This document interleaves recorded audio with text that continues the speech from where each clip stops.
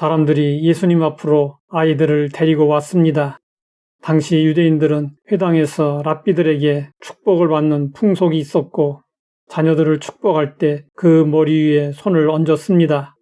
예수님을 존경하고 따르던 사람들이 아이들을 예수님에게로 데리고 온 것은 당연한 일이었습니다.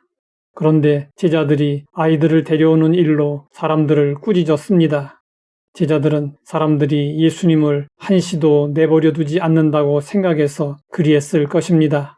실제로 예수님은 어디를 가시든지 사람들에게 둘러싸였습니다. 예수님은 그때마다 천국 복음을 전파하시고 가르치셨습니다. 귀신을 쫓아내고 병을 고치셨습니다. 그리고 대적하는 자들과 논쟁하셨습니다. 예수님은 사람들을 불쌍히 여기어 식사하실 겨를도 없이 일하셨습니다. 그러나 제자들이 볼 때 예수님이 사람들에게 너무 시달리시는 것으로 보였습니다. 그래서 제자들은 상대가 아이들이니까 가볍게 취급하고 스승님을 조금이라도 쉬게 해드리고 싶어 했습니다. 그러나 제자들은 예수님의 마음을 제대로 헤아리지 못했습니다. 예수님은 제자들과 달랐습니다.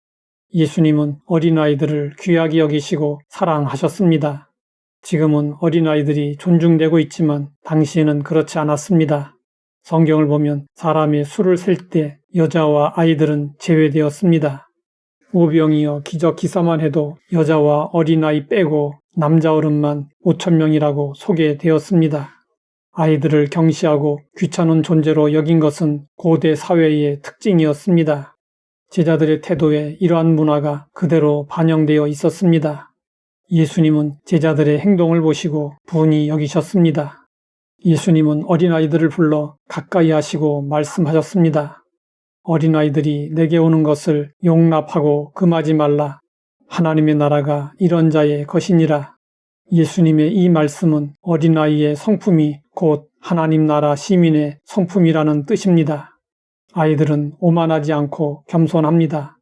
아이들은 진리를 거부하지 않고 쉽게 받아들입니다.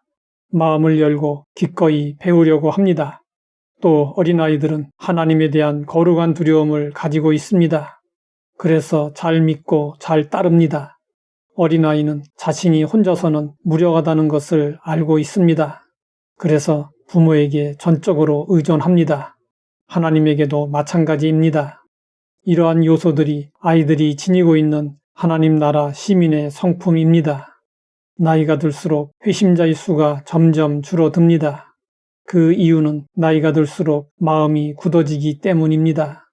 부흥사 무디가 집회를 마치고 본부로 돌아와서 2명 반의 회심자를 얻었다고 보고했습니다. 집회 담당자는 물었습니다. 성인 2명과 어린아이 1명이 회심했습니까? 그러자 무디는 이런 대답을 했습니다. 어린아이 2명과 성인 1명입니다. 그리고 그 이유에 대해서 이렇게 설명했습니다. 아이들은 전 생애를 주님께 드리지만 어른은 자신의 남은 반쪽 생애만 주님께 드립니다.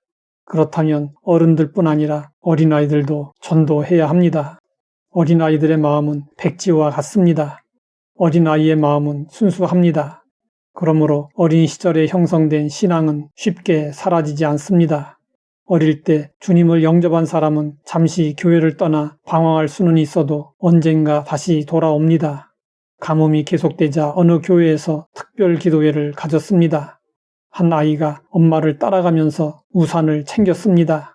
엄마는 아이에게 비도 안 오는데 웬 우산이냐고 물었습니다. 아이는 당연하다는 듯이 말했습니다. 비가 오게 해달라고 기도하면 비가 올 것 아니에요. 그러면 우산을 준비해야죠.